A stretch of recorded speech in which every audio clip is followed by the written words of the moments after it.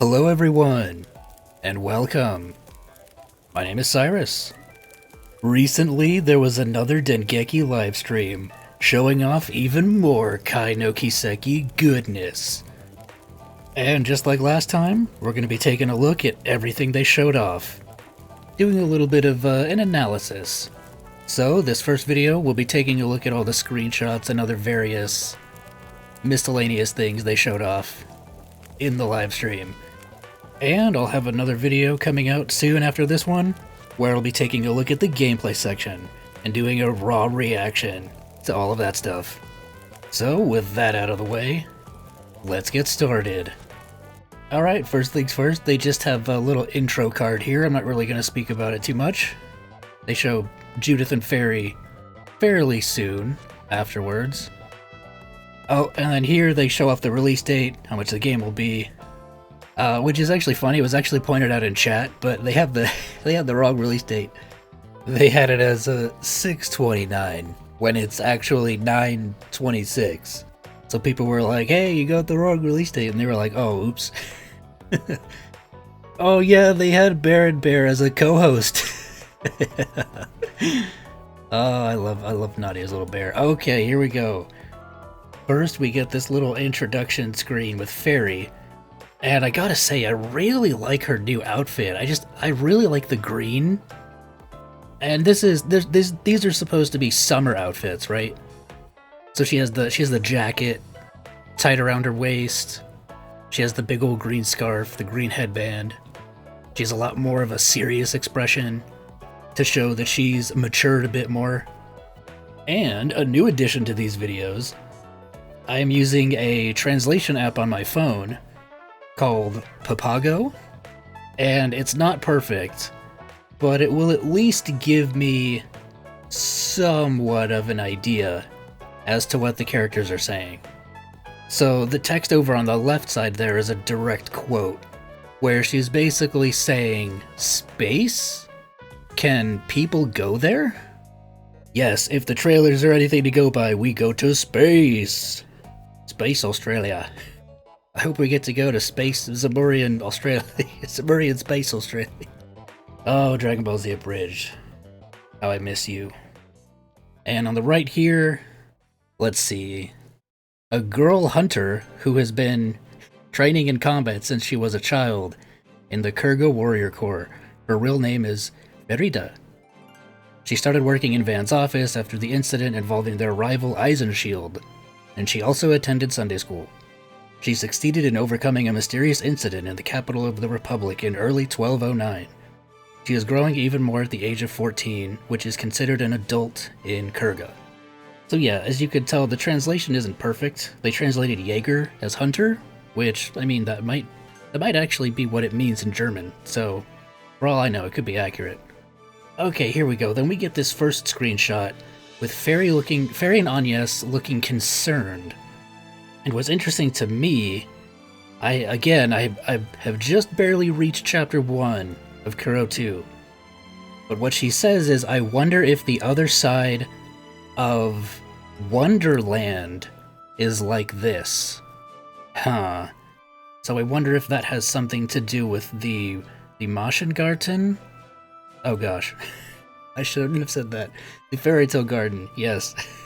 I don't want people making fun of me for my terrible German pronunciations.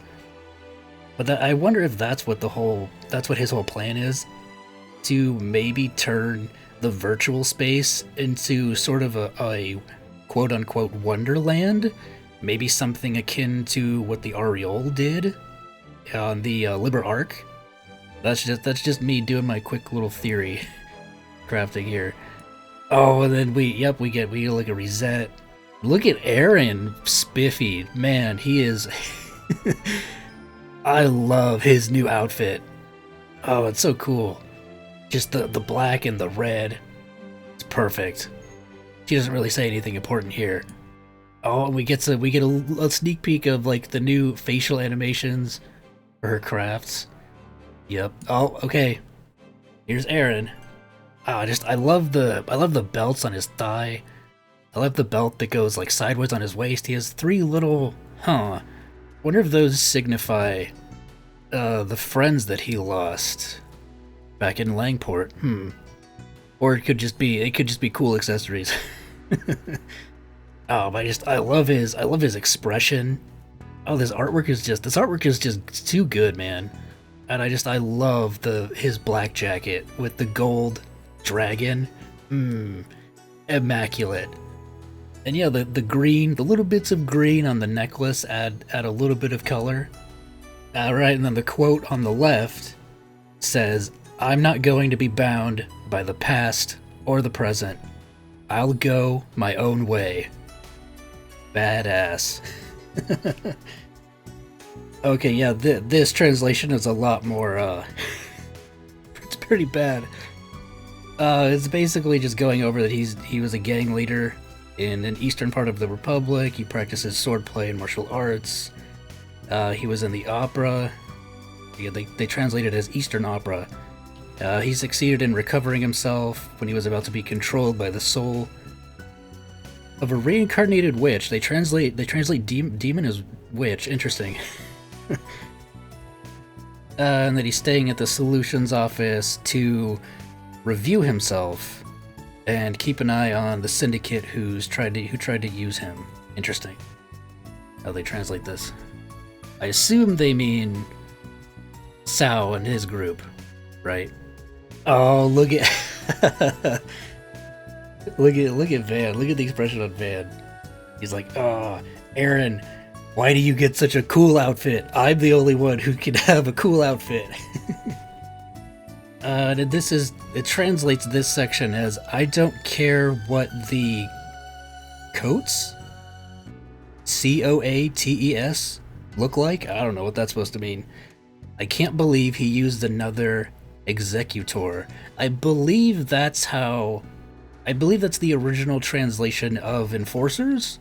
I think they're called executors, maybe. So they're probably talking about Ouroboros. But Feri looks surprised. Van does not seem impressed. Oh, we get our first sneak peek at Judith. Nice camera angle. Oh, they have the Genesis on the table. Talking about, yeah. Aaron is saying if you cut the frame, the internal mechanism might be damaged, so maybe they were trying to reverse engineer the Genesis to figure out how it worked, and that was just an idea that they were talking about. Interesting. Ooh, look at Aaron. Look at this close-up of him. He's just cool, man. Ooh, look at this. Flames on both swords. I love the pose that he's doing as he's flipping through the air. Sick. Alright. Now we get to Risette. Alright, and it translates the stuff on the left as, "That's my SC. It's more of an employee's pride than that." So she's probably talking about her work as a concierge at Marduk. And on the right, it translates it as, "Her calm demeanor and cool looks catch the eye of Marduk General Security. She had extraordinary combat abilities, and by hand, even the Jaeger Feri or the genius Aaron could play more than her equal. An incident led her to Van's office. She uses her SC skills to support a wide range of people. In fact, she lost most of her body and now supplements it with a Marduk, basically a robot, basically an android. So she was real. She was a real person, and she had to be essentially given mostly a mechanical body, right? Like, because we found that out in Daybreak, but she never really went into any details that I can remember.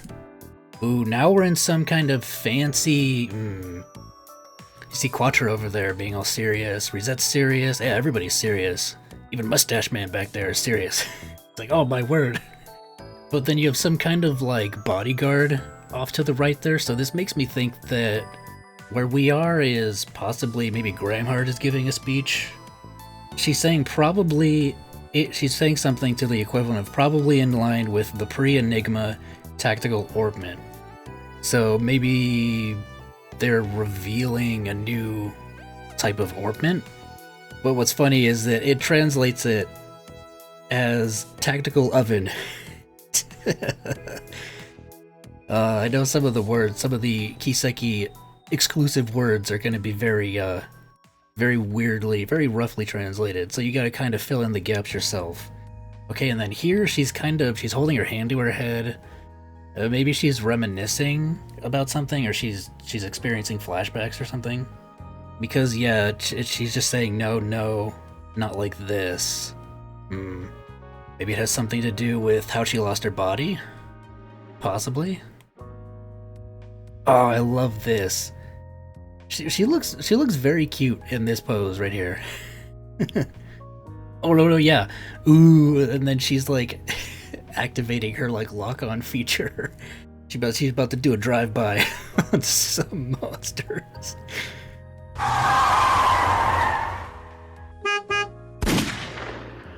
Oh gosh, Risette is so cool. Here we go, now we got Quatre. Okay, it translates the words on the right as Yang and Ellie will be able to move too. Yang's Professor Cronkite, right? Okay, yeah, so Yang is Professor Cronkite's first name, that's right. I got that right. Cool. I think Ellie is supposed to be Esmeralda, because she was the other scientist lady that was sort of Quatre's little buddy and also studied under Hamilton. So that's probably what it is. A young researcher who has a master's degree at Basel University of Science is involved in a project at Vern, a comprehensive technology manufacturer. Born and raised in a unique environment, he was taken in by Hamilton as a child, and since followed her path as a researcher, adoring her like his biological grandmother. He joined the Arkride Solutions Office, following Dr. Hamilton, who is a technician who supports the office's work in terms of technology. He tries every day to embody the use of technology for the world. So yeah, I like his white coat, and he has like this sort of organization X mark kind of belt thing. He's wearing the same kind of shorts that he was wearing in the first game. He has these like super thigh-high boots. Definitely more serious expression. Out of all the outfits, I don't know. I think his is kind of meh, kind of basic. Which I mean is fine. He's a researcher, right? He doesn't need super flashy clothes like Aaron, or Van, or Judith. Ooh, yes, we get our first look at Elaine. Oh, so I wonder if Elaine is going to be like an actual main party member this time around. I mean, she is in Kuro 2, to an extent. But in terms of, I wonder if she's going to be like an actual member of the Solutions Office. I don't think she would leave the Bracer Guild to be a member of the Solutions Office. I mean, she can just do both, right? There's no reason she can't do both. Oh, but it's so cool seeing them all back to back. But what's interesting is he's talking to something. It's not a puppet weapon or a machine. Huh. I wonder what that could be referring to. Obviously some kind of threat that they're having to face at this moment inside these ruins somewhere, and there's waterfalls up here. Huh. Oh, and then Risette and Quatre both looking very sad. Miss Risette, there's no need to apologize. What if she brought up something about, like, unintentionally about Quatre's past? Because, yeah, I have still not gotten to that part in Kuro 2. I'm still waiting for that part in the intro. Still hoping to find out more about his past. Oh, look at Zeros with the dual sabers. Oh, that's sick. That's so cool. Is that it? Oh, nope. Oh, and he's reaching out here. It's a close-up of the gun. God, just the facial animations and the camera angles are just gonna be so good in this game. Hey, we finally got to Judith. Really rocking those suspenders. I don't know, I saw some people complaining that they didn't really like her outfit. I like it. It's fun. She's kind of rocking that country girl look with the with the suspenders. She's got the super short shorts, the thigh-high stockings with like the interesting, is that part of the shoes or is that just like a Is that just an accessory for the leggings, I wonder? I don't know. I'm not very familiar with women's fashion, but I love the yellow coat. I love the yellow jacket. I just think it matches Judith's vibrant personality very much. And her quote says, "Revealing the darkness and avenging evil, I'll charm you with the greatness of a cat in the phantom night." Okay, Judith. She's the leading actress in the film industry who attracts the audience with her natural sense and acting skills cultivated by her constant efforts. She has a strong sense of justice against evil, but she is missing something and often fails unexpectedly. Nina mentioned, Nina, a junior actress, has established a relationship of trust as a stimulating rival and good friend. I'm waiting for the reveal that Nina is either an enforcer or the new Seventh Anguis. I'm just waiting. I'm waiting. I don't trust you, Nina. While she has spent her glory days as an actress behind the scenes, she secretly plays the role as a bandit to punish companies and politicians. As the Phantom Thief Grimcats, yes. Which, she doesn't do a very good job of hiding her identity. That's what makes her so lovable, in my opinion. Oh, and there's her Grimcats outfit. Of course, it's not any different. Oh my gosh. Look at look at that face. You see Nina and Paulette in the back. What is she talking about? Who's that? Is that Judith's mom? That's definitely not her grandmother. I've seen her grandmother already. And she's quite the woman herself. So it seems like she's just saying, "Hey, Yume, what about me?" I wonder if Yume is like, "Oh, everybody's pretty," or she's like, "Oh, all these ladies are beautiful," and Judith is like, "Wait, what about me, Yume?" It's okay, Yume, you can let her down easy. I think that has to be her mother. She has the same like two-tone. She has the same like highlights and the same colored hair. Has to be her mom. What is Judith doing? What is she doing? Come to think of it, I forgot to keep the invitation from Nina. Uh-oh. Judith is forgetting stuff. She's already going senile. Cameraman, doing us a favor. Yep, Judith is definitely going in B tier. Ooh, I love this cheeky wink. Oh, cheeky winks for the win. Ooh, yeah, okay, yeah, it seems like the S-Craps are getting, like, updated with, like, new animations, so that's pretty cool. Instead of a kick, she, like, shadow clone jutsus herself and does like a clawing attack. That's pretty sick. Ooh, okay, here we go. New location hype. I believe this is Anchorville. Yeah, city of Anchorville. A regional capital city located halfway between the capital of the Republic, Edith, and the ancient city of Aracion.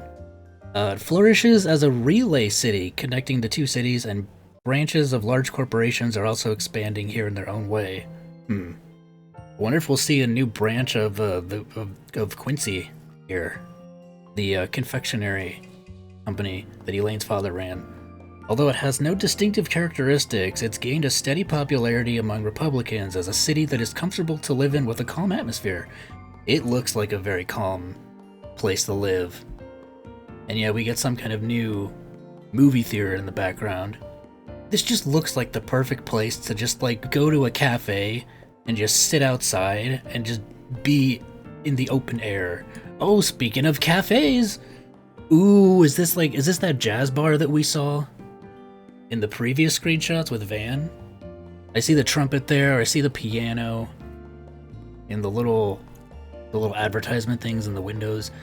Ooh, this looks, it's right on the corner too. Oh, this looks cozy as heck. Cafe Blasley? I don't think that's correct.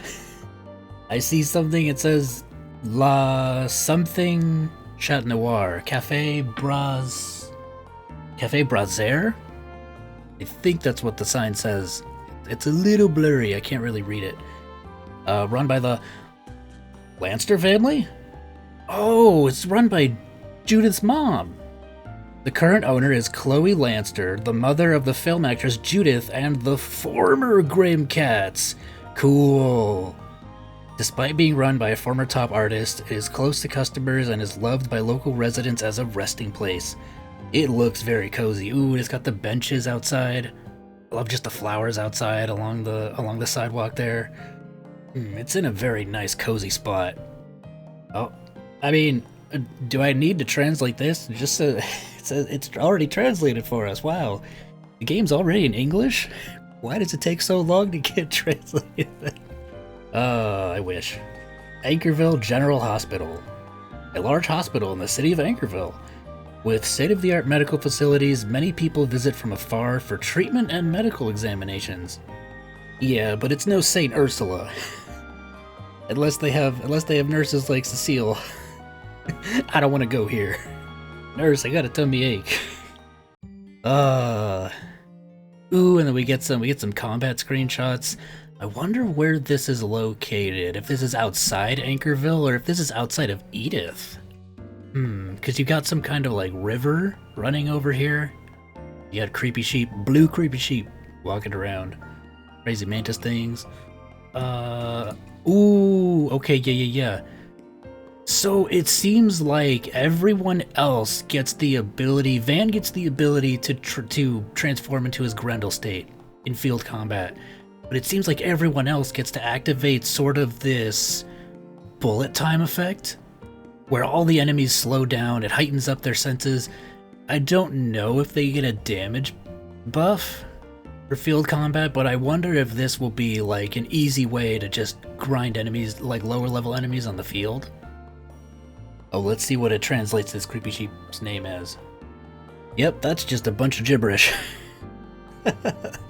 Ooh, I like this bar, how it's split into your party and then the enemies. So it's a lot easier to know whose turn it's gonna be next. Oh, and you get some new like Kraken art. This is probably like a super high tier. Yeah, I think this is probably to skip. So this is probably one of the new like high tier arts. This is probably the highest tier water art. You get some kind of like, god hand fist come flying down from the heavens to smite your enemies. And then you get this. This is probably the time, I would imagine, because time is the equivalent of dark in this universe, but it's like some kind of crazy demon lord. I want actually this could these maybe be lost arts? Are they bringing lost arts back again? That'd be pretty cool. Because yeah, he's doing this like super crazy Zeus red lightning move. Wonder if it also sucks HP from your enemies. Oh yeah, they showed the trailer again. I think they showed up Judith and Risette's as crafts. And then they did another craft comparison between Kuro 1 and Kai. Okay, here we go. This is, I think this is the special edition bonuses. So yeah, Shizuna is getting some kind of Eastern style outfit in the same vein that Risha wears as DLC. Agnes is getting some kind of tapestry. And then there's gonna be like 2 metal posters, I think, on the right there. Estelle, Lloyd, Reen, and Van, so it's gonna be like a protagonist. Yeah, it's a 20th anniversary thing. Both will use 20th anniversary illustrations that have not been revealed yet. That's cool. That's gonna be very exciting. Just saying where you can go to buy it. Oh, of course, they gotta showcase the Baron Bear, which is only $60. That's pretty affordable. New keychains, Estelle, Ren, Joshua, Tio, look at them. Oh, I love seeing stuff like this. Don't get Baron Bear. He has such a commanding aura. Osborne wishes he could be as commanding as Baron Bear. So that's it. That's all the screenshots and stuff that they showed this time. Will there be another Dengeki livestream this month? Maybe? Oh, but there was something interesting that they said. Hansuke pointed it out. So Maya was like, you know, with all this happening, maybe Sky might get something. And the other guy was like, well, you didn't hear anything. We didn't say anything. Sky remake confirmed? Which, video about that topic coming out soonish. So I'm gonna get on recording my reaction to those trailers that we skipped past. But these screenshots showed a lot of interesting. I love everybody's new outfits. They look so good. And the changes to the animations and the camera angles and everything, gosh, it's gonna be so good. And the little teases we've gotten for the story, we get to go to Anchorville. Nice. That looks like a perfect little cozy town. I wonder if Koguchi will do the town name for Anchorville. I just got to Messeldom in my Kuro 2 playthrough. Oh, and the music there is so peak. Oh my gosh. How does Koguchi do it? Anyway, thank you guys for joining me on this one. Make sure to leave a like on your way out of here. That would really help me out. Subscribe if you haven't already. A very special thank you to my current channel members, Eri Hitsuki and KM115. Your support means a lot to me. And if anybody else is feeling extra generous and they want to support the channel, check out the links in the description and consider becoming a channel member. With all that being said, I'm gonna get out of here. I'll see you guys in the next video. Peace out. Alright, what's next?